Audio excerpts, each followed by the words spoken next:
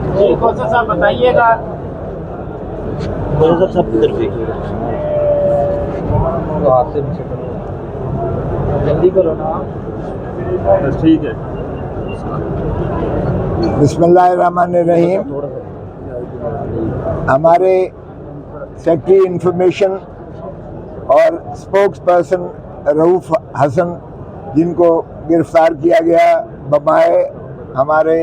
جتنے وہاں کے امپلائیز تھے ہمارے سینٹرل سیکریٹریٹ کے اور ان کے ساتھ ہی جتنے لوگ وہاں خواتین اور مرد حضرات جو اپنی ٹکٹوں کے سلسلہ میں آئے ہوئے تھے مخصوص نشستوں کے لیے چونکہ اس کی آخری تاریخ آیا چاہتی ہے، ان ساروں کو جو ہے ایک یلغار مار کر جس انداز سے سب کو گرفتار کر کے تمام جو ہے سامان وہ اندر سے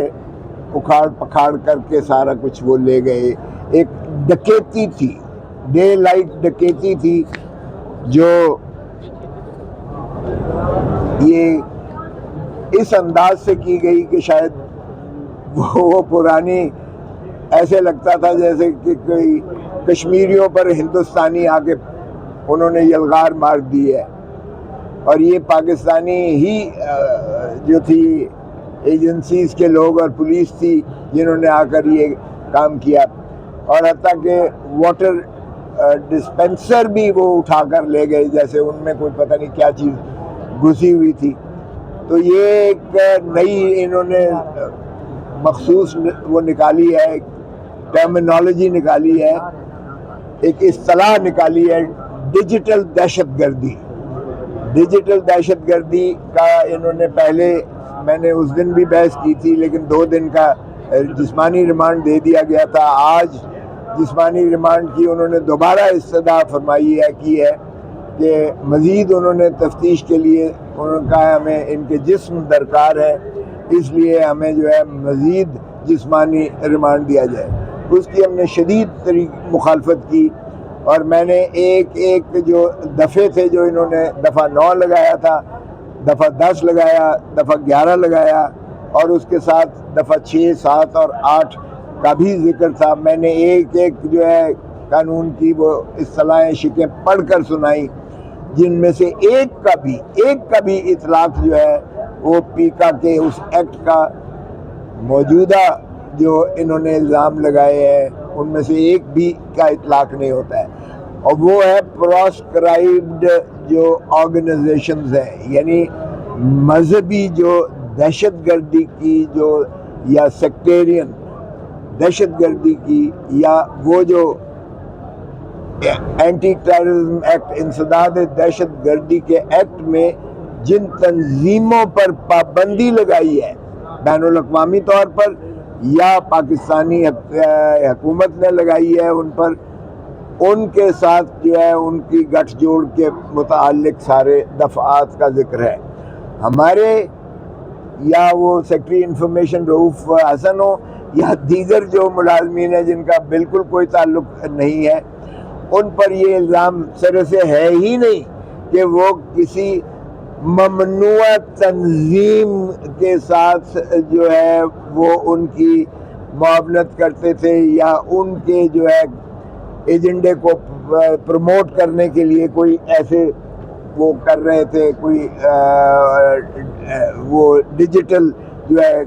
وہ ان کے تعلقات تھے جو آگے پہنچا رہے تھے یا اس کو جو ہے ان کی امداد کر رہے تھے دہشت گردی کے حوالہ سے. ہاں البتہ یہ ضرور ہے کہ وہ تو میں نے یہی کہا، میں نے کہا جناب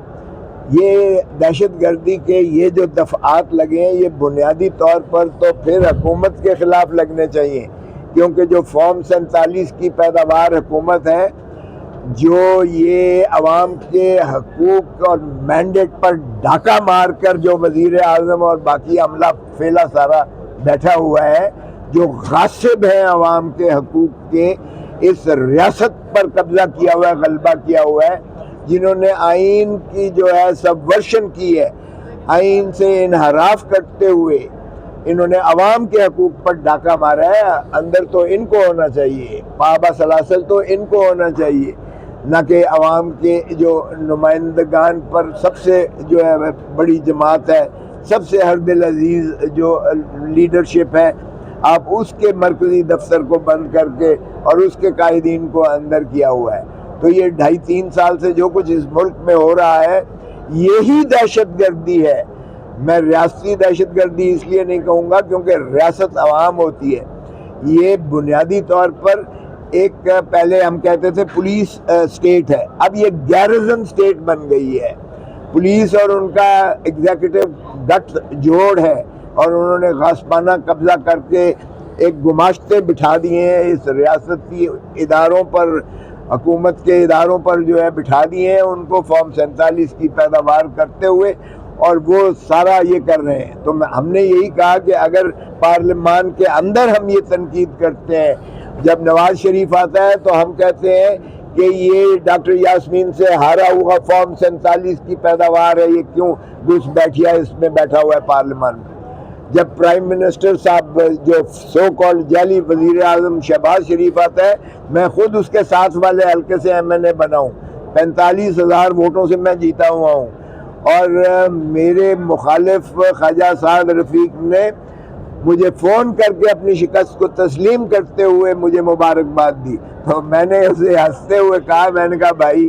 یہ اچھی ریت آپ نے ڈالی ہے، کاش اپنے بڑوں کو بھی تھوڑا سا سکھا دیتے کہ اگر نواز شریف اپنی شکست مان لیتا ڈاکٹر یاسمین سے، شہباز شریف مان لیتا،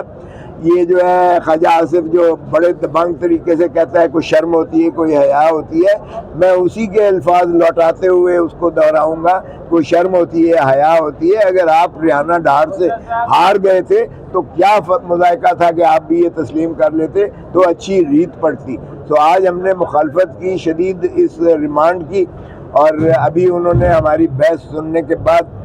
فیصلہ محفوظ کیا ہے. لیکن مجھے کبھی امید ہے کہ چونکہ کسی بھی دفعہ 9, 10, 11 کسی دفعے کا اطلاق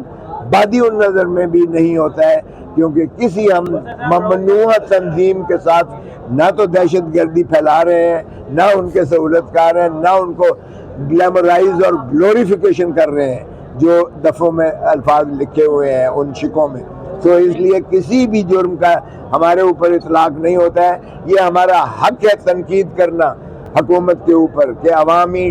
مینڈیٹ پر جو ڈاکہ مارا ہے اس کو واپس لوٹاؤ. یہ ہمارا حق ہے یہ ان سے تقاضا کرنا کہ آپ گھس بیٹھیے، جعلی وزیر اعظم بن گئے ہو. یہ ہمارا حق ہے. یہ ظلم اور جو بربریت روا کی گئی ہے، گیرزن اسٹیٹ بنا دیا گیا ہے، یہ ہمارا آئینی اور قانونی حق ہے. اس لیے اس پر نہ تو کسی جرم کا اطلاق ہوتا ہے، نہ ہی انہیں اتنا جو ہے برہم ہونے کی ضرورت ہے، بلکہ اس کا ازالہ کریں، خدا کا خوف کریں. 1971 سے کچھ سبق سیکھیں، 1971 کا ریپلیکا مت دہرائیں دوبارہ. 1971 میں بھی ہم نے یہی ایگزیکٹلی کیا تھا کہ عوامی مینڈیٹ کو ہم نے تسلیم کرتے ہوئے انکار کیا تھا. اس سے پہلے ہم نے فاطمہ جناح کو غدار کہا اور ہم نے کہا فاطمہ جناح اور پاکستان نہیں چل سکتے. اس کے بعد